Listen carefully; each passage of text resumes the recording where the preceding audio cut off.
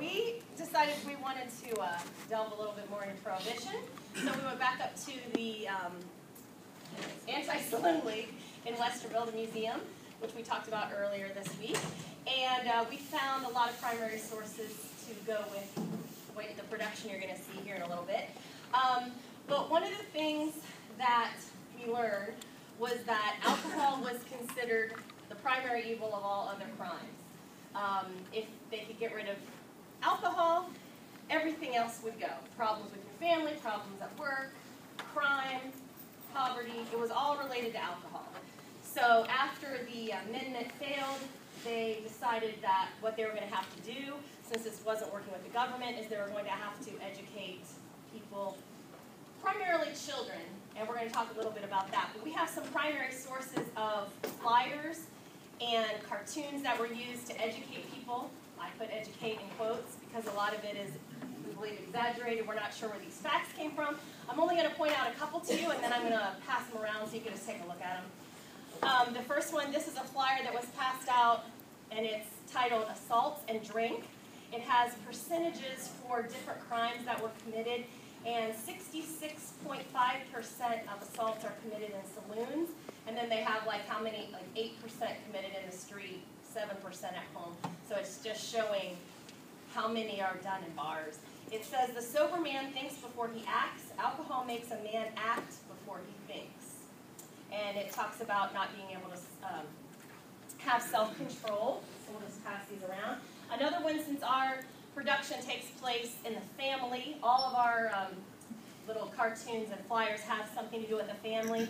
And this one is saying death, or till death do us part. It shows a wedding, but then it says alcohol drinks helped break up 9,228 homes every year, 184,000 in 20 years. 1 in every 3 husbands divorced for cruelty was intemperate. So alcohol is the enemy of the home. So we'll just pass these around and let you see them. Different cartoons and things. And we also have some brochures about the Anti-Saloon League, including a timeline that we'll pass around. And one more thing, we found a list, one of those fun little ABC lists, liquor from A to Z and how liquor is the evil.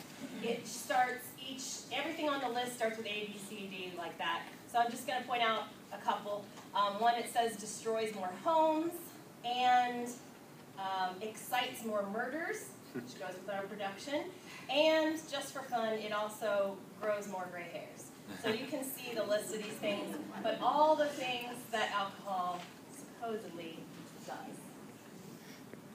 You can go online. If you Google Anti-Saloon League, there is a link to the Westerville Public Library. And on that link, there are lots of resources that you could use with your students. Many of the stories, like she said, that were written for children because they believed that if they taught the children, the next generation would be the generation that would end the drinking and would bring on prohibition. One of the things that they also did, you're probably familiar with the name Charrington if you're familiar with Westerville. He wrote an encyclopedia of the alcohol program. It was 6 volumes. It was translated into many languages because they wanted to spread the message all over the world. We didn't read all 6 volumes, but we did skim through it. And we found, some of it to be true. Alcohol inhibits your judgment, those types of things that we consider true today. But the really interesting thing we found is that they considered alcohol a narcotic. And they believed it caused narcosis of the brain, which would then in turn make you commit murder, essentially. But that narcosis actually lasted 18 hours to 5 days. So if you drank alcohol, you would be in a narcotic state for up to 5 days, in which you would be tempted to commit murder and more serious crimes. So, yes, today's production, we adapted from one of the stories that we read on that website, the stories that were for children. This one in particular wasn't necessarily for children, but we kind of adapted it to make it a little bit more fun. We put a Hollywood touch to it to make it a little more entertaining. But like I said, you can go to the website and find those stories. One was told from a point of view of the horses that were pulling a wagon, so just some fun little things that you can use. So without further ado, I present to you Charged with Murder, a Puppet Production.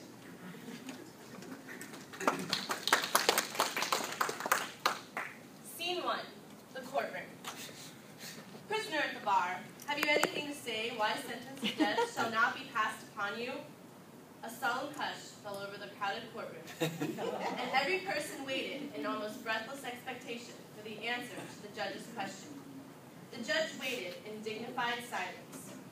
Not a whisper was heard anywhere, and the situation had become painfully oppressive. When the prisoner was seen to move, his head was raised, his hand was clenched, and the blood rushed into his pale, careworn face. Suddenly, he arose to his feet, and in a low, firm, but distinct voice, he said, I have, Your Honor. You have asked me a question, and now I ask, as the last favor on earth, that you will not interrupt my answer until I am through. I stand here before this bar, convicted of the willful murder of my wife. Truthful witnesses have testified to the fact that I was a loafer, a drunkard, and a wretch, that I returned from one of my prolonged debauches and fired the fatal shot that killed the wife I had sworn to love, cherish, and protect. While I have no remembrance of committing the fearful deed, I have no right to complain or to condemn the verdict of 10 good men who have acted as juries in the case, for their verdict is in accordance with the evidence.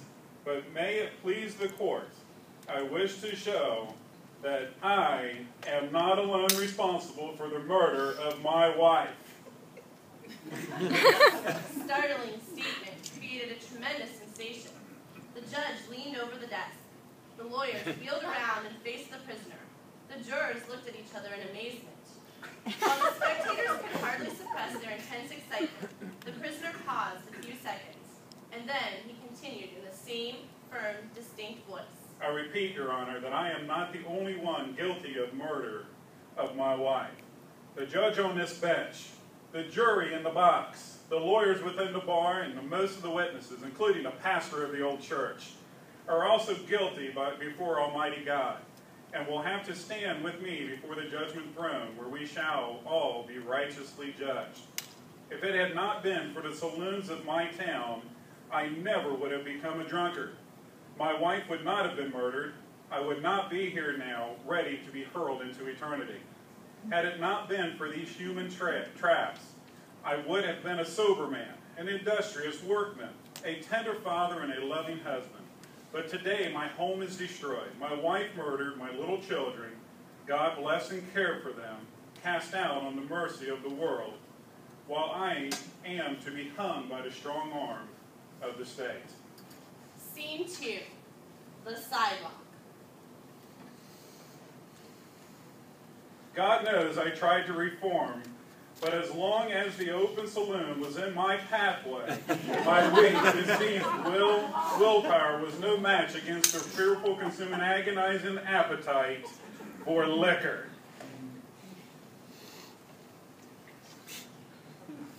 Scene 3, the home. At first, the home appears happy. For 1 year, our town was without a saloon. For 1 year, I was a sober man. For 1 year, my wife and children were happy, and our little home was a paradise until... Dun, dun, dun. Now, the home is not so happy. Mike strolls up late and drunk with a flapper. As his wife runs out of the home upset, an argument ensues. Wife is upset because she has had dinner prepared for several hours, but Mike did not come home. The food is now cold, and the children are in bed, upset because they have not seen their daddy all day. Mike goes off the deep end, and then it happens. Where have you been? I've had dinner ready for hours. The kids are in bed. They're so upset that their father wasn't home to see them again. Who is she? This is just a flapper I found. You were at the bar again, weren't you? Well, what do you have to say? She means nothing to me. She was just going to teach me about heavy petting.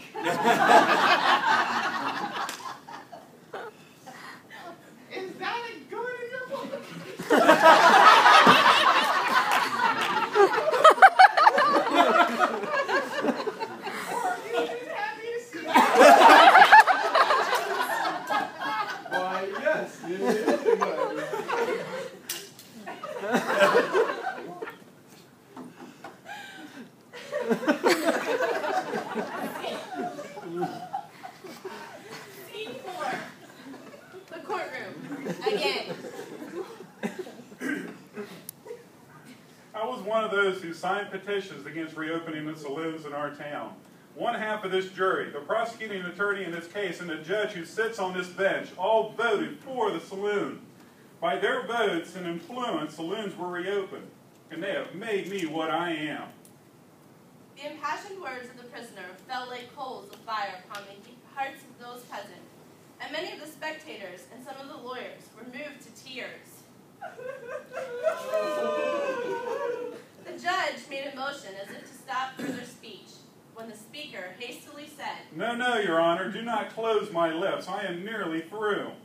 I began my downward career at a saloon bar, legalized and protected by the voters of this town. After the saloons you allowed have made me a drunkard and a murderer, I am taken before another bar, the bar of justice. And now the law power will conduct me to the place of execution and hasten my soul into eternity. I shall appear before another bar, the judgment bar of God. And there you, who have legalized the traffic, will appear with me. Think you that the great judge will hold me, the poor weak, helpless victim of your traffic, alone responsible for the murder of my wife? Nay, I, in my drunken, frenzied, irresponsible condition, have murdered one, but you have deliberately voted for the saloons which have murdered thousands. And they are in full operation today with your consent. All of you know in your hearts that these words of mine are not the ravings of an unsound mind, but God's almighty truth. You legalized the saloons that made me a drunkard and a murderer, and you are guilty with me before God and man for the murder of my wife. Your Honor, I am done. I am now ready to receive the sentence and be led forth to the place of execution. You will close by asking the Lord to have mercy on my soul. I will close by solemnly asking God to open your blind eyes to your own individual responsibility so that you will cease to give your support to this dreadful traffic. The end.